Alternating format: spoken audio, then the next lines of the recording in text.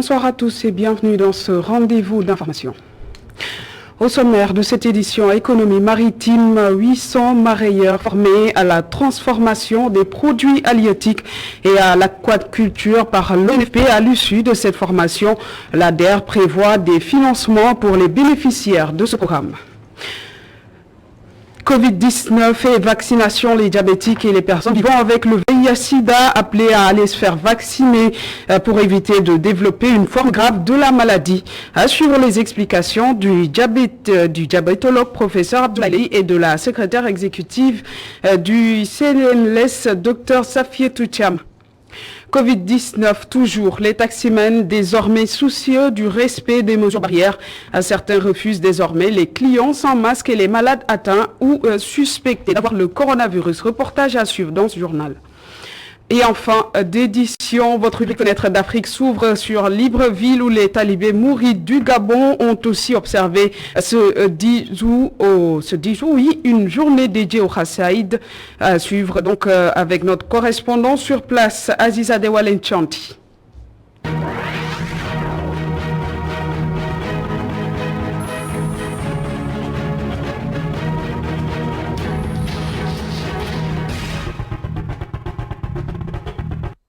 Covid-19 et gestes barrières, certains conducteurs de taxi adoptent la prudence face à la troisième vague.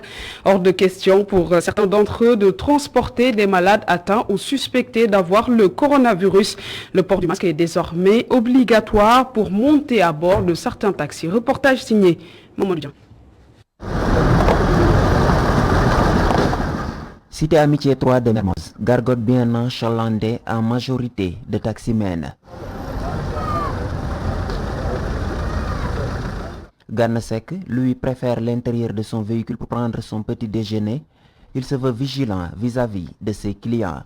Il est hors de question pour lui de transporter un malade de Covid. Une semaine avant J'ai suspecté une fois un client à Liberté 6 éprouver une forte chaleur. Je ne vais pas transporter un client malade de Covid. Je vais lui dire d'appeler les secouristes.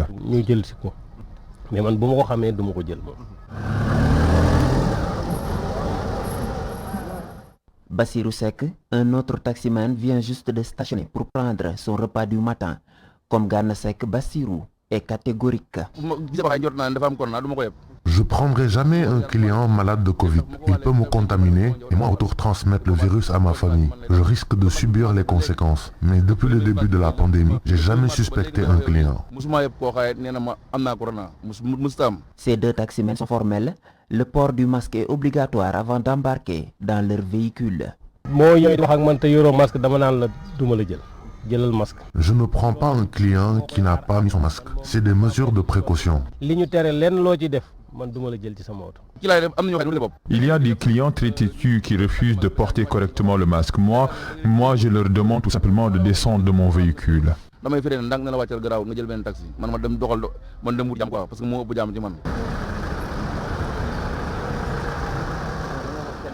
Transporter un client malade Covid-19 ou simplement suspecté est impensable pour nos interlocuteurs. Ils préfèrent appuyer sur l'accélérateur à la recherche d'autres clients.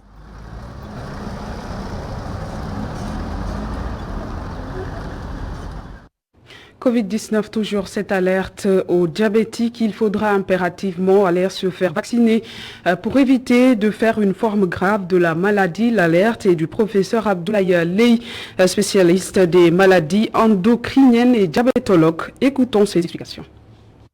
Tous les diabétiques en priorité doivent aller se faire vacciner. C'est actuellement l'un des principaux moyens pour éviter de faire une forme grave et d'en décéder. La seconde chose, c'est qu'il faut absolument veiller à ce que le diabète soit particulièrement bien équilibré. Quand on dit que le diabète est équilibré, cela veut dire que les glycémies dans la journée au réveil sont à des objectifs bien déterminés, peut-être environ 1 gramme, ça dépend de chaque patient, mais surtout l'hémoglobine glycée qui est aux alentours de 7%. Mais cela, c'est simplement dire au patient diabétique de veiller à continuer sa consultation régulière avec son médecin traitant pour être sûr que le diabète est bien traité, le traitement en adéquation avec les niveaux de glycémie qui correspondent à ce qu'on appelle équilibre. Puisque quand la Covid-19 survient chez un patient diabétique qui est bien équilibré, pratiquement il a les mêmes risques ou les mêmes pronostics que le sujet qui est non diabétique. Mais il est important aussi de savoir que le sujet diabétique ne fait pas les mêmes symptômes de Covid-19 qu'un sujet non diabétique, surtout en ce qui concerne les infections respiratoires. Mais cela, nous le savions déjà avant même l'avènement de la Covid-19. On sait que le diabétique, il ne fait pas beaucoup de fièvre. Même quand il fait une tuberculose, il peut avoir des images radiologiques très importantes alors qu'il ne tousse même pas.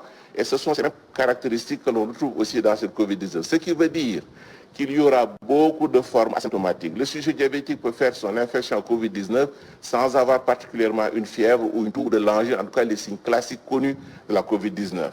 Ce qui veut dire qu'il faut être très vigilant. Et l'un des signes principaux qui peuvent alerter les diabétiques pour lui dire peut-être qu'entre autres choses, il y a peut-être l'infection Covid-19, c'est une augmentation de ses glycémies du jour au lendemain sur quelques jours, voire plusieurs semaines, alors que jusque-là, le sujet était équilibré. Ses glycémies étaient normales, il prenait son traitement, il fait son sport, il n'y a pas d'écart de régime. Et malgré tout, chaque matin où il remarque que les glycémies augmentent, il commence à aller pisser beaucoup et ça se répète sur plusieurs jours. Même appel lancé à l'endroit des personnes vivant avec le VIH-Sida. L'alerte est de la secrétaire exécutive du Comité national de lutte contre le Sida, Dr Safiatou Thiam, invite les porteurs du VIH à aller se faire vacciner, quel que soit le degré de gravité de leur situation sanitaire. Écoutons. Les données scientifiques sur les effets cliniques de la Covid-19 chez les personnes vivant avec le VIH ont été étudiées et nous avons remarqué qu'il y a un risque accru de développer une forme grave de Covid-19 chez les personnes vivant avec le VIH. Sur la vaccination, les personnes vivant avec le VIH doivent être vaccinées contre la Covid-19, quel que soit leur taux de CD4 et leur charge virale, car les bénéfices potentiels du vaccin sont largement supérieurs aux risques. Et les personnes vivant avec le VIH font partie des personnes qui ont une comorbidité. Et vous le savez, les personnes qui ont une comorbidité ont un risque plus accru de développer une forme grave. Ce que nous demandons, c'est que la confidentialité sur le statut sérologique de ces personnes soit respectée dans les services de vaccination. Sur la prise en charge, nous recommandons aux personnes vivant avec le VIH de continuer à respecter leur traitement ARV. En cas de difficulté pour accéder au traitement, nous le savons, les services peuvent être occupés. Les personnes vivant avec le VIH peuvent appeler leur médecin traitant, peuvent appeler les médiateurs en santé ou la ligne verte du ministère de la Santé pour trouver d'autres possibilités d'accès au traitement ou de livraison. Même si elles sont traitées pour la Covid-19, il est important que ces personnes continuent leur traitement contre le sida. Et je vous le disais tantôt, le Fonds de financement de la formation professionnelle et technique a lancé une formation pour 800 marailleurs, une formation axée sur la transformation des produits halieutiques et l'aquaculture ainsi que la mise aux normes, un programme qui aboutira à des financements de l'ADER. Maktar Diallo, secrétaire général du ministère de la Pêche et de l'économie maritime, au micro de Babacar Seck. Cette session de renforcement de capacité en transformation des produits halieutiques, en aquaculture, en entretien des infrastructures de pêche et à la mise aux normes, initiée par l'Association nationale des mareyeurs du Sénégal, avec l'appui financier du 3FPT, s'inscrit dans la dynamique de l'État du Sénégal de soutenir le secteur privé à travers la mise en œuvre du plan de relance économique. Elle a pour objectif principal d'améliorer les connaissances des acteurs le développement de la pêche et de l'aquaculture. Il me plaît de préciser que l'atelier se tiendra à Dakar, à Mbour, à Saint-Louis et à Kayar, avec un total de 800 participants prévus. Que sur les 800 personnes qui seront formées, les 500 sont des femmes. Donc pour vous dire l'importance des femmes dans le secteur de la pêche. La politique sectorielle du gouvernement du Sénégal en matière de pêche intègre les mesures sanitaires avec la modernisation des quais de pêche et des aires de transformation. Ces infrastructures, qui devront offrir un plateau technique moderne pour les produits de la pêche, contribuent significativement à la mise aux normes dans l'amont de la filière pour la sauvegarde de l'agrément à l'exportation, tout en garantissant au marché local les conditions d'hygiène et de salubrité requises pour les normes en vigueur. Économie maritime, toujours la coordination des acteurs de la pêche a fait un don de plus de 100 millions de francs CFA pour l'acquisition d'un bateau pouvant servir de récif artificiel, de lieu de repos, de reproduction, mais aussi de repos pour des poissons. Objectif, régénérer les ressources halieutiques et lutter contre la pêche illicite. À l'une, Thiamo, micro de Babacar Dian et Seydina Mbaye. Les produits halieutiques deviennent de plus en plus rares. Et pourtant, tout le monde sait que la pêche reste parmi les piliers les plus importants de notre économie nationale. C'est pourquoi l'État lui accorde une attention particulière. Monsieur le ministre, CAPS sait que jour et nuit, chaque jour, tu es en train de réfléchir, voir comment vous allez faire développer le secteur. Cette contribution que CAPS a fait aujourd'hui, c'est pour lutter non seulement pour la régénération des produits halieutiques, mais aussi lutter pour la pêche illicite. Éducation en plus bref, BFM session 2021. Les épreuves du deuxième groupe de l'examen du brevet de fin d'études moyennes sont prévues le mardi 17 août prochain sur l'ensemble du territoire national en Gambie et en Arabie Saoudite selon un communiqué de la direction des examens et concours. Menace de fermeture de 700 unités de production d'eau en sachet. Cette annonce du ministre de l'Environnement va entraîner des milliers de pertes d'emplois. À Sandaga, ceux qui s'activent dans ce business sont dans le désarroi. Ils interpellent l'autorité étatique. Un reportage signé Aïssatou Khan et Seydina Mbaye. Très en vogue en période de canicule, la vente de sachets d'eau mobilise des profils variés dans les rues dakaroises. Une activité interdite, mais qui aide à sortir de la précarité, à défaut de nourrir son homme, nous confie cette mère de famille. Il devait faire des études avant de fermer ses entreprises, car plusieurs enfants, surtout ceux qui déambulaient dans les rues, s'activaient dans la vente des sachets d'eau. Il y en a même qui paient leurs frais de scolarité et aident leurs parents grâce à cette activité. Ces jeunes hommes approvisionnent jeunes filles, garçons et même de vieilles personnes. L'interdiction de la vente de sachets d'eau va lourdement impacter sur leurs revenus. Dès que je reçois les packs d'eau, je les distribue aux jeunes pour qu'ils puissent revendre. Ces enfants et pères de famille ne vont plus avoir de travail si on arrête la vente. C'est notre seule source de revenus. La dame convoie les sachets dans plusieurs quartiers de Dakar. Elle n'apprécie pas cette décision et est réfractaire à l'utilisation de bouteilles d'eau comme alternative. S'ils ferment les entreprises, ça va être très compliqué pour nous et les bouteilles d'eau ne feront pas l'affaire. Nous pouvons nous débrouiller, ce sont les jeunes qui m'inquiètent. Choisissant les alternatives, nous laissons tout entre les mains de Dieu. Les vendeurs n'ont qu'à s'en tenir aux décisions du gouvernement, suggère ce vendeur. En ce moment, la seule alternative, c'est attendre et écouter les autorités. Plusieurs personnes qui s'activent dans ce secteur déplorent l'interdiction de la vente de sachets. Cette activité leur permet de gagner décemment leur vie. Elles espèrent trouver d'autres activités génératrices de revenus.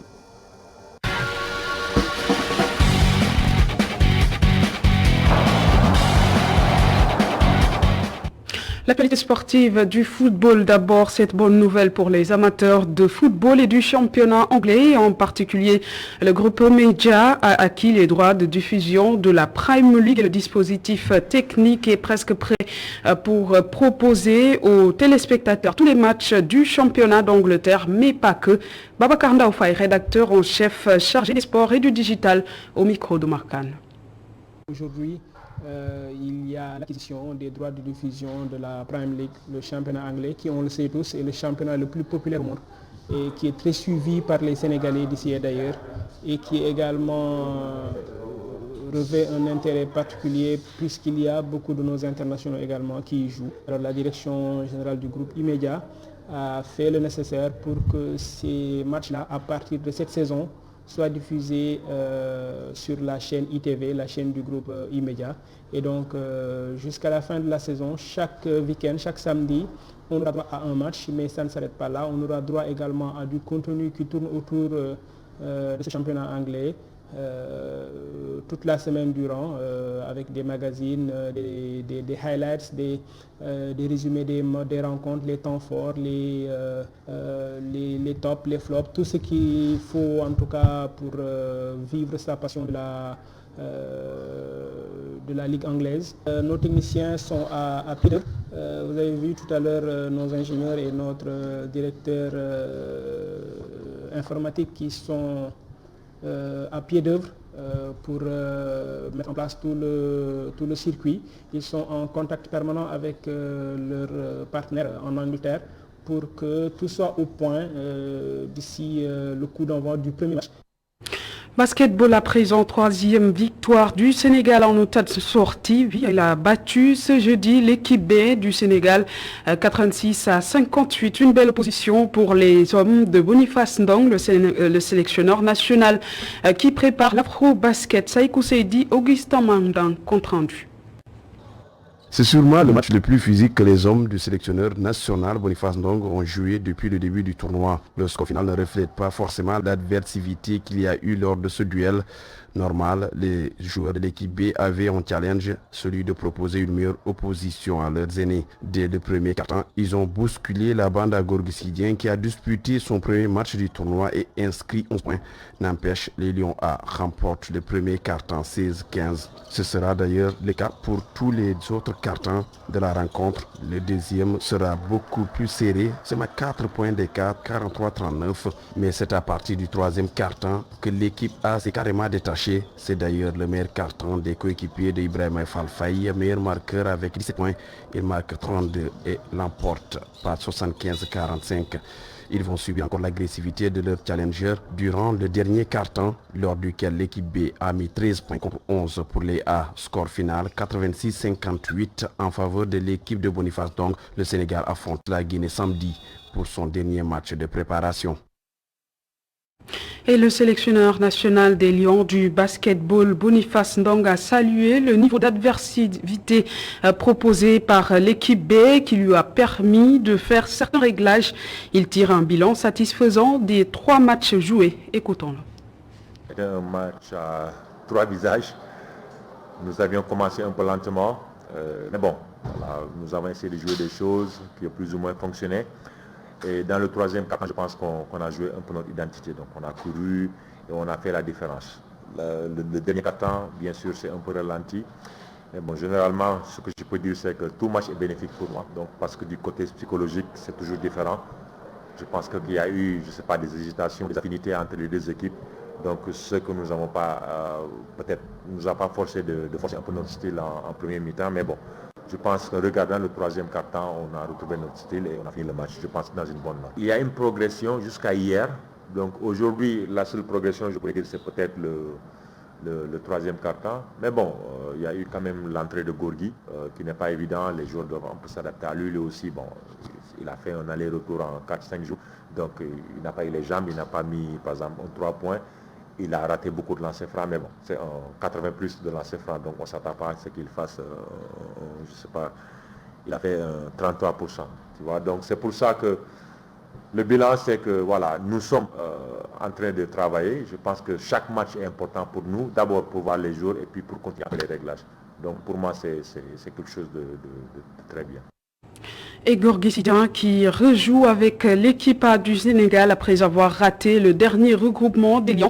Le désormais nouveau joueur d'Atalanta est satisfait du match livré par ses coéquipiers. Il voit également beaucoup de potentiel chez les jeunes qui ont intégré la tanière. Gorgissidien au micro de Saïkou Seydi. Joué nañ bu baax parce que dañuy préparé match entraînement la woon donc.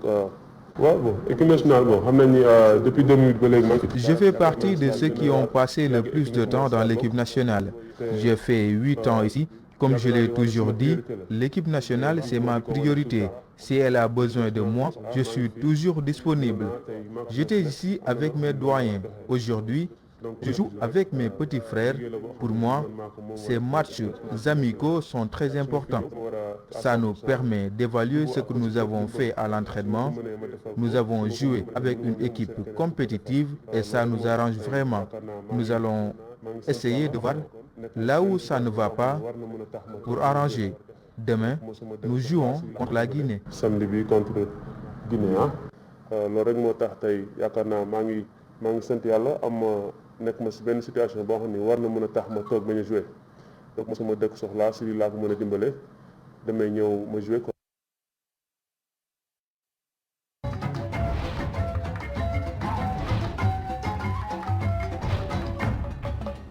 Fenêtre d'Afrique ce soir, les talibés mourides du Gabon, à l'instar de ceux de la diaspora, ont observé le 10 août dernier la journée des Hassidas, une journée de prière pour implorer la miséricorde du bon Dieu afin de faire reculer la pandémie de Covid-19. Kazi Adewale Chandi, notre correspondant, a suivi au Dara du quartier d'Iglas à Libreville, la capitale de Gabon. Aziz, bonsoir. Bonsoir. La journée des Hassidas a, comme vous venez de le souligner, été organisée, observée ce 10 août à travers les Dara mourides du Gabon. Le responsable du Dara de Glace que nous avons rencontré a expliqué que c'est sur instruction du Khalife général des Mourides que cette journée de prière a été tenue, une journée pour implorer la grâce divine afin de faire reculer la pandémie de Covid-19. La cérémonie de prière s'est déroulée dans le respect strict des gestes barrières. Il y a eu des talibés mourides réunis au Dara de Nobakele, à notre quartier de Libreville, de Glace, mais nous nous sommes limités ici, pas loin du centre-ville, au Dara de Glace, où on a vu des talibés concentrés et entièrement recueillis pour implorer la miséricorde divine au fin donc de faire reculer la pandémie de Covid-19. On rappelle qu'au Gabon, la maladie est en net recul si on en croit les derniers chiffres fournis par le ministère de la Santé via le Covid. Il est question de rester vigilant et le gouvernement a d'ailleurs prorogé de 45 jours les mesures d'urgence sanitaire, notamment le couvre-feu, le port du masque obligatoire, inciter bien entendu à la vaccination, même si la vaccination n'est pas encore adoptée par une majorité de Gabonais. Le taux de personnes vaccinées parmi les populations étrangères vivant au Gabon est plus important. Il y a des réticences par rapport au vaccin et bien entendu les autorités incitent les populations à franchir le pas. Alors cette journée de prière s'est très bien déroulée et les mourides se sont d'une certaine manière préparés au Grand Magal de Touba qui va intervenir dans les prochaines semaines.